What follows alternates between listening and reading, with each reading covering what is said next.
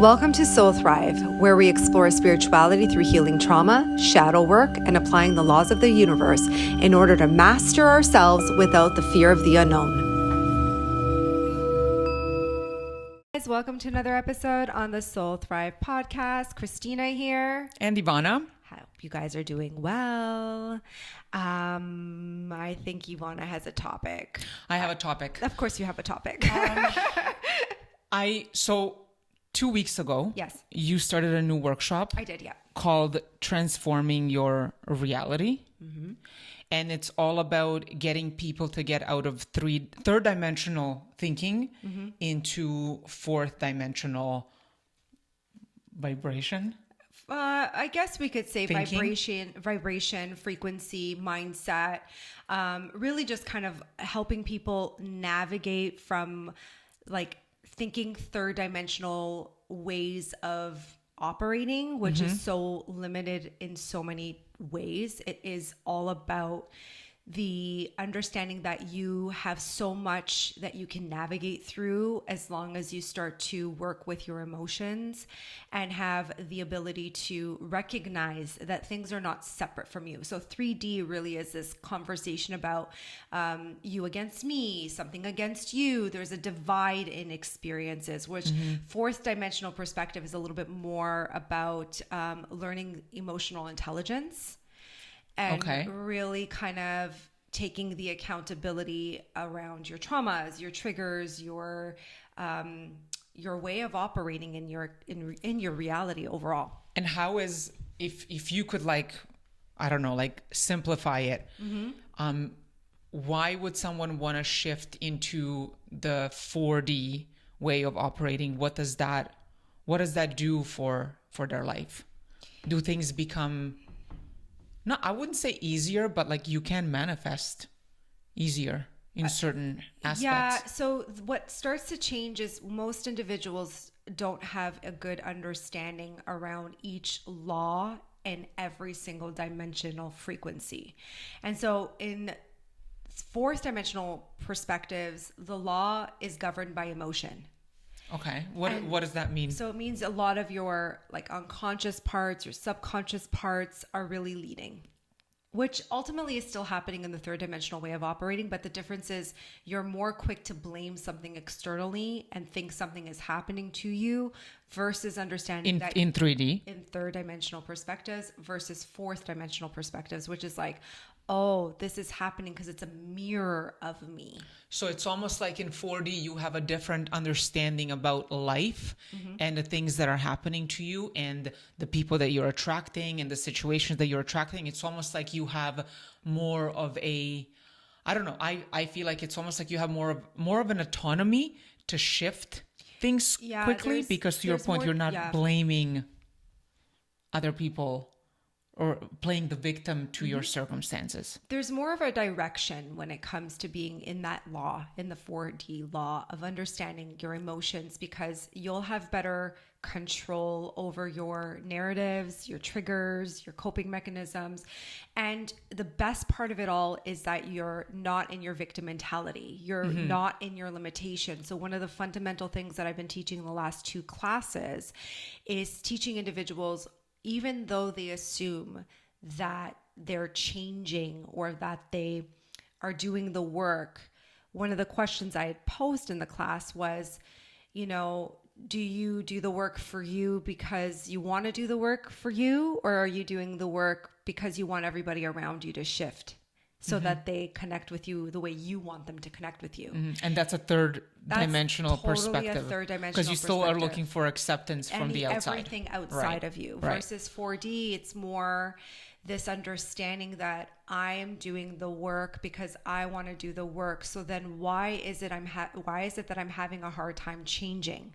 And so the second class that we had recently was all about teaching individuals the reason that they have this part of them that doesn't want to change and how that is energetically, subconsciously linking, and what are the shadow emotions that are tied to that. So I had to teach individuals kind of this understanding of what shadow emotion is governing that law right now. And so for instance, mine is like abandonment, right? So if I understand that one of my core aspects that's leading in a fourth dimensional perspective, the emotional law that's leading in my life and my experiences is abandonment. And so I obviously attract many experiences based on that point of reference. Meaning you end up feeling abandoned throughout your experiences. Yes. So, okay. So I wouldn't say I do feel this way. I would say I'm not operating from fourth dimensional perspective. I should clarify that. I'm not actually operating from fourth dimensional perspectives for myself, especially because of the work that I do.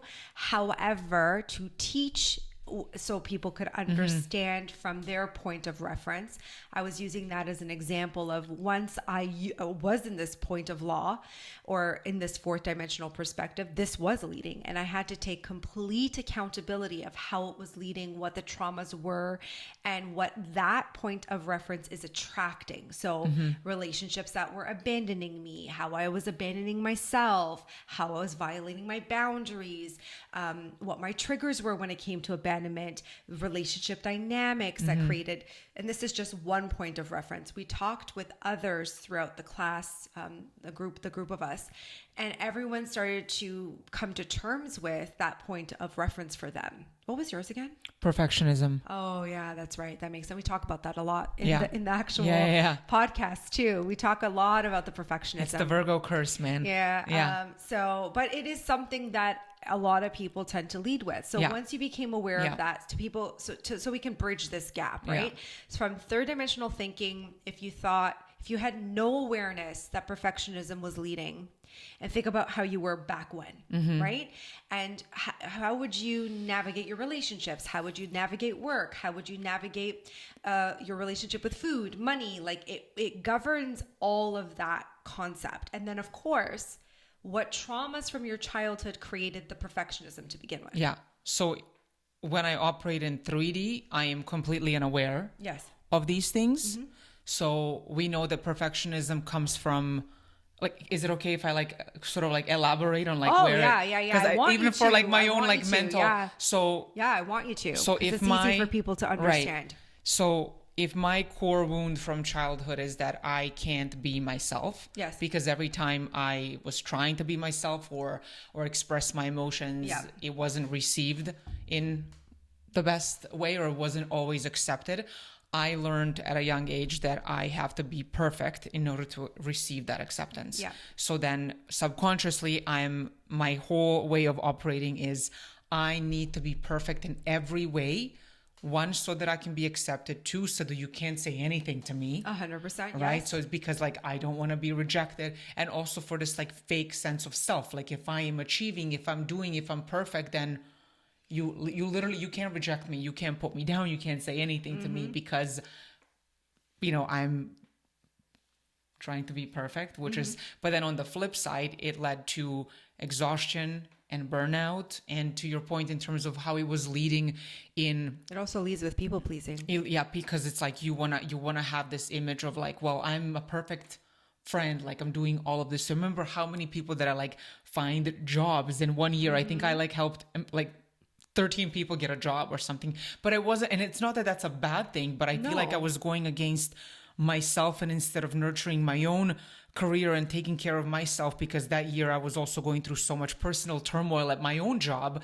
Why am I sitting here going trying to do all this for everyone else? And when it comes to I think you asked us, even when it comes to food or shopping or any decision that I was making came from a place of, well, I just have to be if I'm going to the gym, I'm going to the gym because I have to have the perfect body, not to do a workout that I need because I have scoliosis and all this other shit. You know what I mean? It was completely. Well, that's what people don't understand. That's how that leads, and then that's where they get into these blocks in their lives and their experiences, and it keeps creating that momentum from that third dimensional way of operating. And there was another thing at the end of the last workshop that I uncovered, because I think it's really also easy to look at perfectionism or anything else from one point of view. It's oh yeah, I'm just trying to be perfect. But then on the flip side, I was but what does that also mean in terms of if I'm trying to be perfect, it means that I don't accept or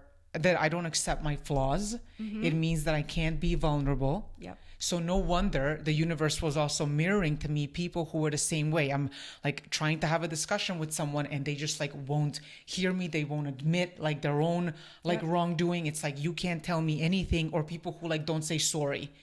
Yeah. Because it's like, I guess underneath that perfectionism is this feeling of, I can't make a mistake. Oh, yeah. I can't admit to a mistake. So I was like, oh, why am I attracting all of these people who are literally mirroring that? And I only became aware of that last week. So now I'm like, I need to stop the defensiveness, because I think I've gotten a lot better at that, but there's still certain aspects where I'm like, I get and it's like, you can't tell me shit. And it's like, well, that's also very much tied still to the victim mentality and that limitation, which is so quick to operate in the third dimensional way of how most people are operating. And there is this massive divide, because if people could just integrate this part of them, the defensiveness, the what I like to refer to as the shadow emotions of our experiences, then you could start moving up the scale with emotional intelligence. Then that moves you towards more of a 4D awareness than 3D awareness. Right. So if we look at then the 4D awareness, so we're doing the workshop, so there's more and more and more to uncover every class. We have 8 weeks of this, well, about 10 because we were missing one. Anyways, point is, so this was just the beginning. This was just like the two first perspectives that I taught you guys. Totally. And so like as we're like kind of like approaching or even getting glimpses of like 4D, I have this awareness, and then I have to literally stop, because then it's tied to your question of like, well, why won't you change? Yes. And the question is really, why won't you go from 3D to 4D? And it's literally because like we are afraid that we will be rejected or abandoned or whatever else. Because so for me, if perfectionism is leading, I need to be so comfortable with not being perfect, aka being rejected, being okay with my flaws and my mistakes. Which is funny, because I think it was maybe about 3 weeks ago, I said to you, hey, you got to check in with your rejection wound. It's starting to get activated. And that's what tends to happen when we finally hit certain layers. This is what we say when we say layers, when you're working through layers of these emotions. It's because, you may have an awareness to a point, and you may think you know what it is that you're working on, or you've been doing therapy for a very long time, or you've been having certain aha moments through your experiences, but there are layers to these experiences. And so if you're still operating in a specific way and you haven't seen a result within yourself, then it's because even though you're doing what you refer to as some form of work, you have to ask yourself consistently, why is it that I'm not changing? What is it that I'm doing here that is causing me not to change? And that takes a lot of awareness, because it would mean that you really need to be with those parts of you that you reject, and really kind of address these issues, underlining issues that are operating in your experience in a way that is taking away from your authenticity, is taking away from your ability to step into your power, to really own your reality. Yeah, because I thought about even like if my desire is to connect with people, nobody wants to connect with a perfectionist. Like perfectionism doesn't actually allow for connection or vulnerability, because if you're not a perfectionist, that means that you are authentic and you're vulnerable, and you say, okay, I've made this mistake, or I'm not perfect, or I can't do this 10 out of 10 every single time. And that's what I expect of myself. And it's interesting because at work, even this week, certain situations showed up and I'm like, oh, here it is. And I'm feeling like I have to save every situation, or I have to have like a 10 out of 10 meeting every single time. And I'm just like, whoa, like chill out. Like this is really, you're adding stress. Like no one's gonna like fire you because you're not like operating at 150%. Like it was wild, the pressure. Yeah, the pressure that comes with perfectionism, also the urgency that comes with perfectionism. So the concept that you wanted connection as much as you did, but yet you're running away and keeping yourself busy, and your schedule is preoccupied all the time.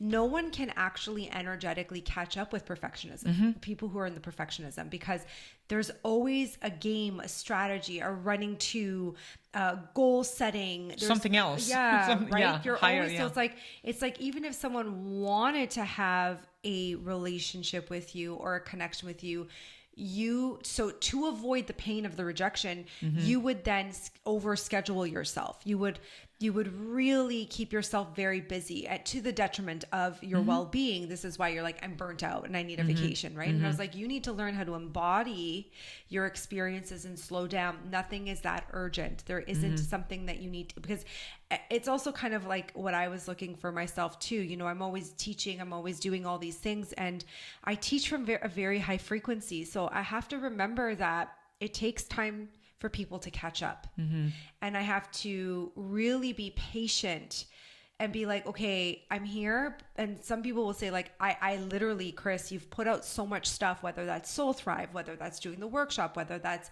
you know, one-on-ones, content, whatever that looks like, you're doing so much. I'm like, oh yeah, I am. I have to remember that. But because I had the abandonment wound leading in so many ways, I was like, well, I got to keep showing up. I got to keep showing up. I got to keep showing up so that people don't abandon me. And I was like, that's exhausting. Like, how can you keep showing up for everybody, yet nobody is showing up for you? Right. And then of course, I was talking to my guides and we were having this conversation, and they were like, you've got to let people catch up with you. Because, you know, and I think a lot of us can relate to that running or urgency or thinking that time's running out, which is a whole other conversation and construct when it comes to a law of the universe. Really, there's no linear timeline. There's no linear process. It really is about, you know, your alignment far more than it is about running out of time. And there is multiple timelines in that experience as well. And so I have to tune in with that sometimes and remember, because, you know, when I am moving from, like, let's say a 9th dimensional perspective, and then I'm coming down the vibrational to like a 4th, 5th where I'm teaching, and then I'm pulling people up from their 3rd dimensional ways of operating into a 4th, 5th. But I also have to remember what it is to be in the 3rd dimensional way of operating. So sometimes I can get lost in that, going down the vibrational scale.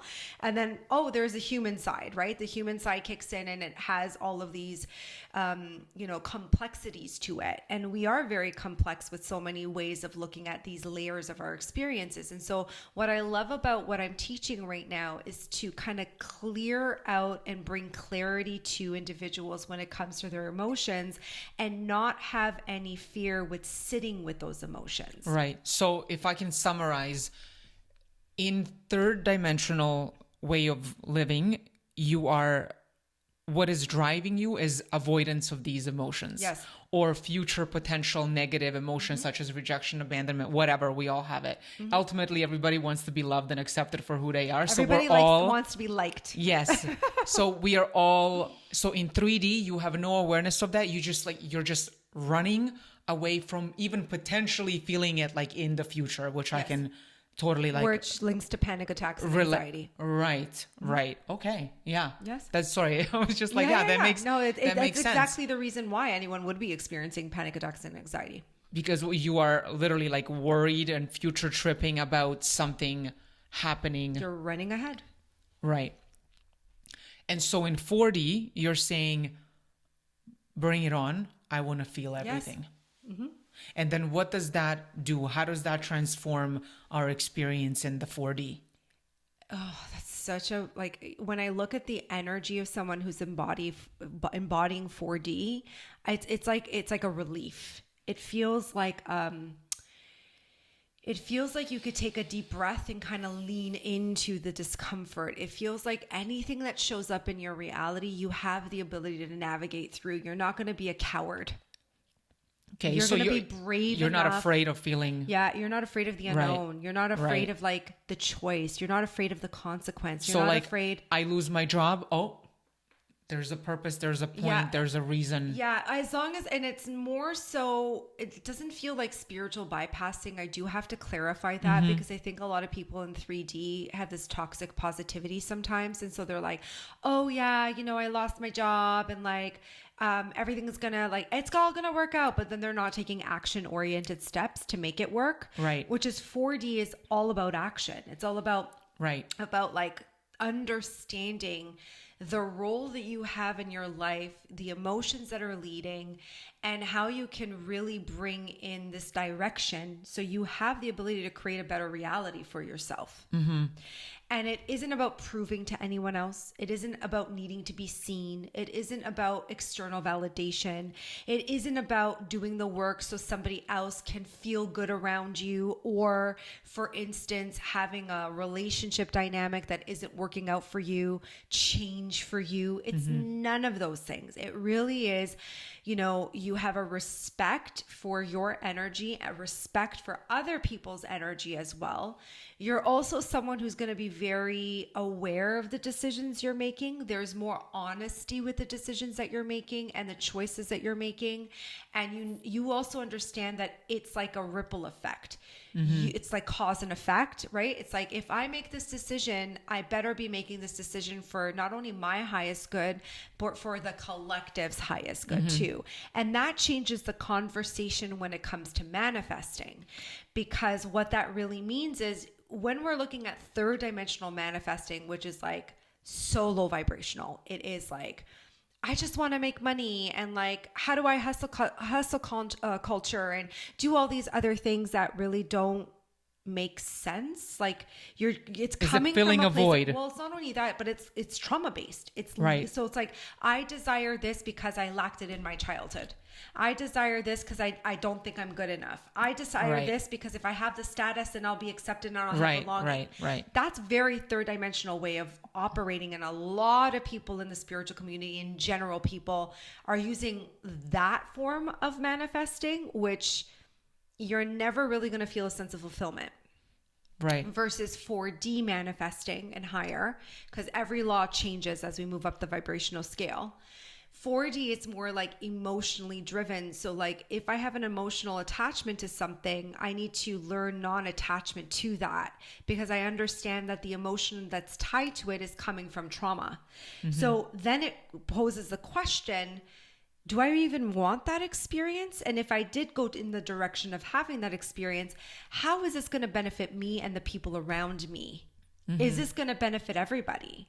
Right. And if it's going to be a higher vibration, because we think about higher vibration when everyone says raise your frequency, right? That's what we're talking about. We're talking about raising our frequency based on collective decisions, because as a collective, we are influencing all day, every day, the people around us. And if you think about this from a third dimensional perspective, we can identify the really, depressed, toxic people around us and how they impact us. In 4D, we have the ability to shift that narrative and be able to say to ourselves, how are we impacting that negative experience, or this situation that's going on with the world, or this situation that's happening with whatever. Can you give an example? Which one? Of the latest, like of what you were just talking about in terms of like 4D, like how you have the ability to impact someone else's negative or toxic energy. Okay, so basically it's as simple as like, obviously you're recognizing that they're a mirror of you. Mm-hmm. Right. And so if someone has something really negative that's going on in your vibrational match, it's a vibrational match to you. Sorry. Right. And it's mirroring back to you the subconscious parts of yourself. So if you understood that perfectionism was leading and you saw that that person was exhibiting some toxic behavior patterns, from that point of reference, you then go, okay, this person's in my reality. So therefore, they're mirroring something of importance to me. So I have to become aware of these aspects within myself. Mm-hmm. So I take full accountability, full responsibility, sit with these emotions and feelings. And that's how I'm impacting this experience, which means it's going to go one of two ways. Either that relationship dynamic will by law shift, meaning that their way of approaching situations with you once you've healed it within you starts to change, or they go away. Right. Okay. So the laws, so you touched on something, I think accountability. Versus third dimensional is I cut this person off. Oh, right. Yeah. I cut this person off. Accountability. So we talked about running away from your emotions versus embracing all of the negative emotions. Accountability is another thing. It's another big theme in third dimensional thinking. Oh, yes. You are a victim to your circumstance. Yes. Everybody's doing that. Like this is happening to you. in the fourth dimensional, you are basically saying, I am accountable for everything, and everything that's happening is a reflection of me. So in order for me, to your point, to be like I was saying, why am I attracting all these people that can't even say sorry, or people that can't even admit a fault? Oh, there we go. There's an aspect of me from a perfectionism standpoint. I have it. So then it prompted me to sit with the parts of me that are like, no, I must be perfect this week at work, and nobody can say anything. Yes. Right. Yes. Yeah.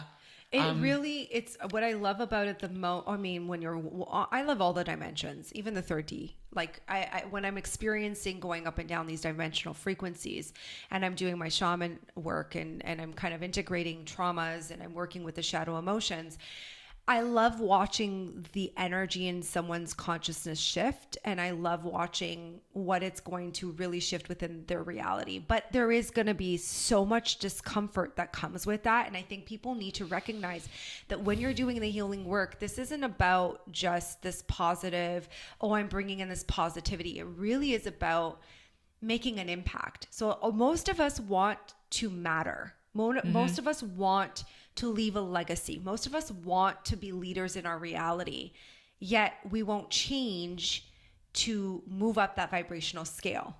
And with leadership, there is so much rejection and so much loneliness that comes with that.